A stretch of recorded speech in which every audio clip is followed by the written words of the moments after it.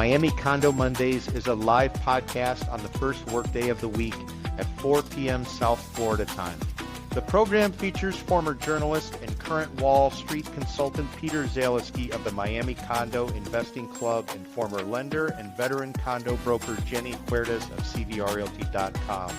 Recorded weekly in greater downtown Miami, this 1-hour discussion will provide a refreshing and sometimes controversial perspective on the state of the South Florida condo market from a pair of seasoned real estate professionals who do not always agree.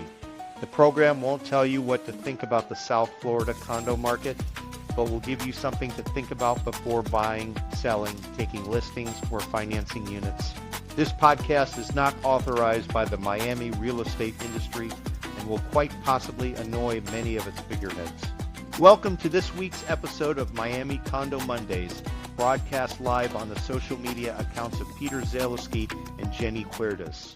Happy Monday, Miami. This is Miami Condo Mondays, a 1-hour conversation about what's going on in the South Florida condo market. I'm Peter Zaleski. I'm a condo consultant. I'm an expert witness. I'm also the founder of the Miami Condo Investing Club. I'm joined here by my partner in crime, and I say that figuratively. I got Jenny Huertas. She's a broker owner of CVR Realty. Check out her website, cvrrealty.com. And Jenny was a financier, and after that, she's been a broker 20 years or so. So for the first time ever on Miami Condo Mondays, we are privileged to actually have a special guest. Any of you out there in the marketplace who's sort of figuring out, what am I going to do with my market, my condo? Maybe I can sell it. Maybe I can't sell it. I'm not sure what's happening. What's the right price? Some of you might be looking at short-term rentals. A lot of people have questions about short-term rentals. There's not a lot of answers about short-term rentals, but we got just the guy who's going to get into all the details about what's going on in the short-term rental market. It's no one else but Bram Gallagher. He is the economist. He's in, let me get this title right, Director of Economics and Forecasting at Airbnb.co. So anybody looking for short-term rental information, Bram's the guy. He's got all the information. So that's a long way of saying, Jenny Huertas, how are you? And Bram Gallagher, welcome to Miami Condo Mondays. So, Bram, what we would like to do with this podcast is we want to pick your brain. I mean, you got a PhD. You went to the University of Georgia. I'm a Mizzou grad, so I'm not necessarily happy about that because Georgia always killed us in football.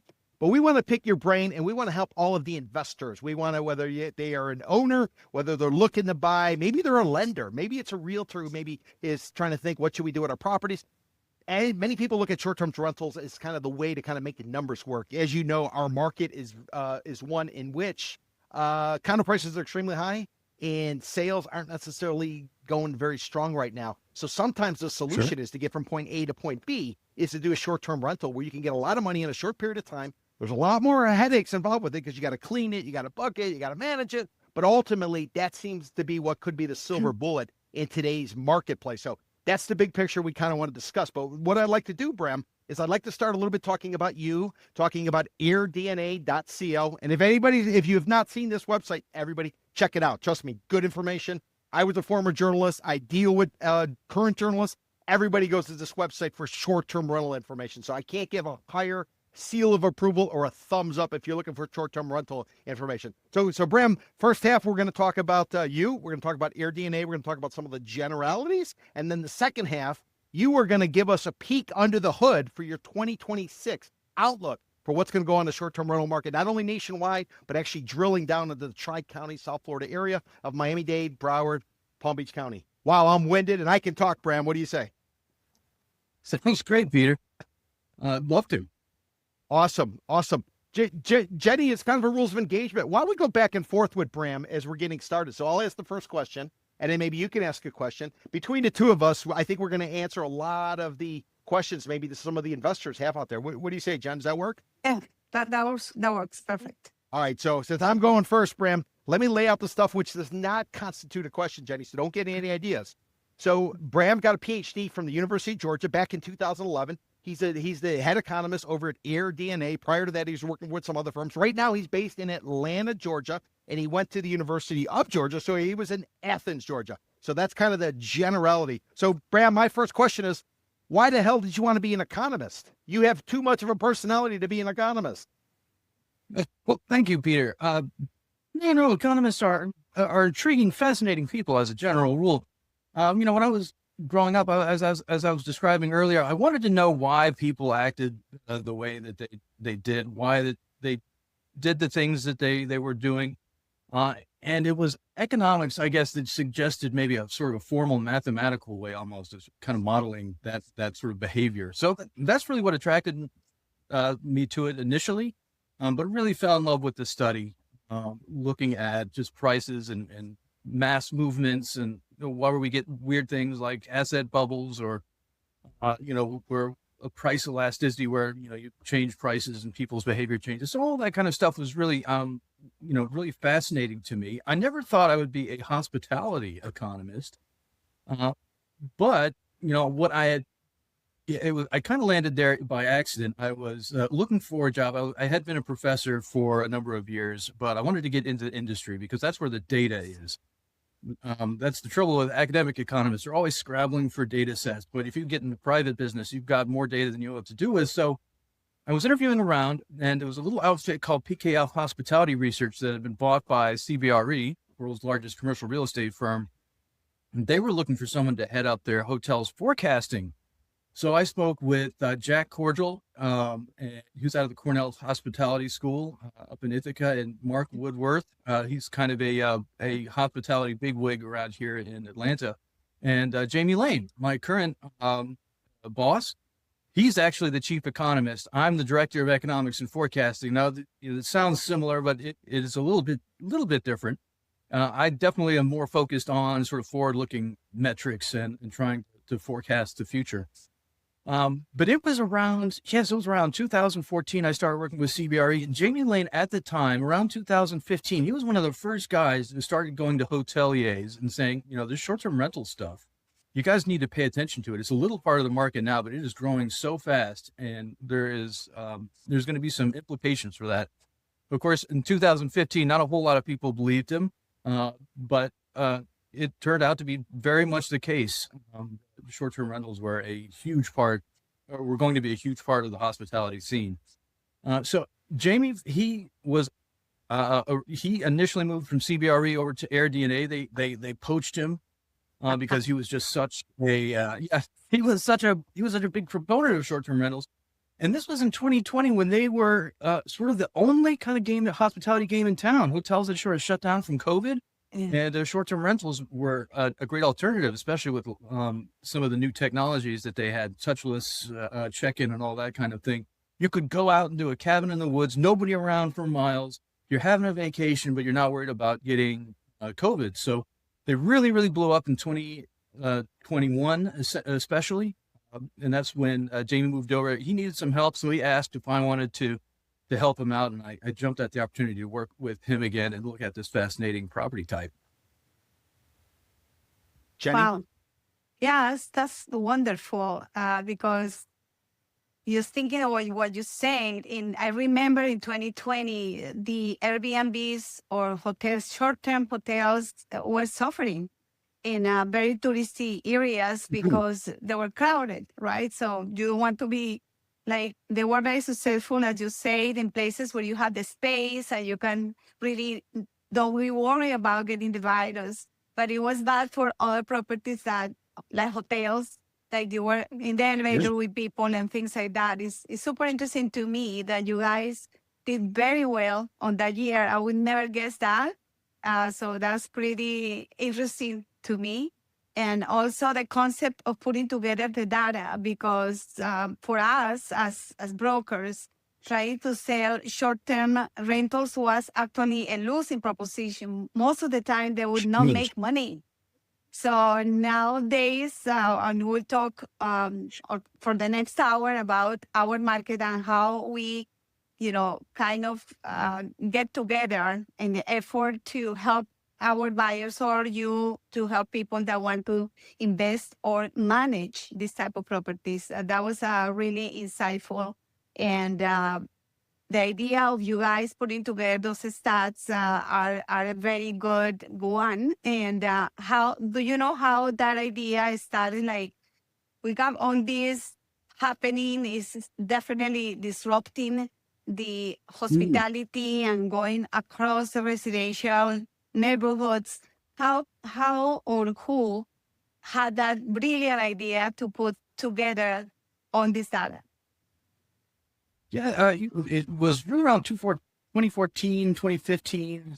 So Scott Shafford, the founder, originally was actually just wanting information about short-term rentals and just noticed that there wasn't any out there. And so there was a small web scraping effort that was put up, and it expanded and expanded.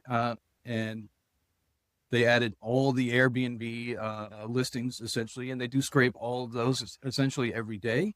And then they added VRBO, and this captures, I think, about 90 to 95% of the U.S. short-term rental market. They're listed either on both or on one or the other. Even places that, may book directly will still sort of list on these platforms. So you get a lot of visibility. So it was really out of that sort of data collection process that began. Again, in 2015, we added VRBO in summer of 2017. This really given us a great advantage because I guess we've got the longest sort of running data set and one of the widest too. So it's worldwide. We collect all the listings. Airbnb is an international company, and we also are able to track listings within and without of the U.S. Wow. So you were part of the first part of the team? You were together with the people who created this company? Well, no, I wasn't actually. I came in just about 3 years ago. So Okay. again, following my friend, Jamie Lane. So I was still in 2020, I was actually still forecasting hotels with CBRE, and what a fun year it was. But to your point, yeah, hotels, they really took it on the chin during that year at the same time. I remember here in Atlanta, they had some hotels that had shut down, and one of the things that you can't do is they turned off the air conditioning to try to save money, and then they would come back Yeah. 4 or 5 months later and have terrible mold problems. It's so Course. humid in Atlanta. So, I mean, it just had never ever happened before. So they didn't even think about what would it be like to shut a hotel down for 4 months. So, Oh my God. so Bram, Jenny kind of hit on an interesting point where the people making the money with, let's say, short-term rentals that we've experienced prior to more recently was people making the money was the management company, effectively. And the way it began originally was a condo hotel concept. People would come in, they buy a condo hotel, they could try to rent it on their own. If they rent it on their own, they had to figure out how to market it prior to Airbnb. And inevitably, if they threw it within the pool, what would happen is you'd be in the pool, you'd have to have it designed and maintained up to the standards set by the hotel flag operator who was managing the condo hotel. And then the flag operator would take its cut. They'd bang you for fees and this and that. And at the end of the day, what the end user ended up with, the actual owner, was very minimal. That's why Airbnb was such a breakthrough. Now suddenly you could buy into a condo hotel. You could remove yourself from that flag operator and go out and kind of do it on your own. So that's a long way of saying, Bram, did you guys have a ratio of what management fees are across the country on some of these Airbnbs, and maybe how it varies or differs down here in the Tri-County, South Florida area of Miami-Dade, Broward, Palm Beach County? And then as part of that, if you're on the mainland, which is what we have, and then we have a barrier island with beach, did you have any kind of breakdown in terms of management fees as it pertains to that? Because that will help people probably as they do their, their back of the napkin appraisal if they're thinking about making a run at a potential short-term rental property and or a condo hotel. Sure. I wish I had, a little bit better data for you about this one, this particular question. Now, one of the problems is that we don't have great expense data. We do have good, listing data, performance data, checkouts and ADRs, that sort of thing.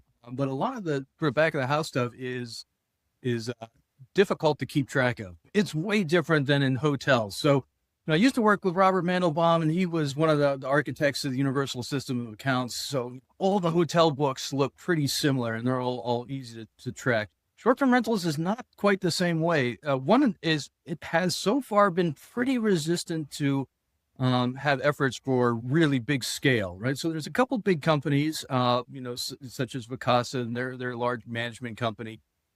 We even had an ownership company, Sonder, which unfortunately went bankrupt a little while back, but they made a real go of it trying to sort of scale up ownership of short-term rentals, but they've been very resistant. So in fact, most short-term rentals, most of the listings actually are not professionally managed.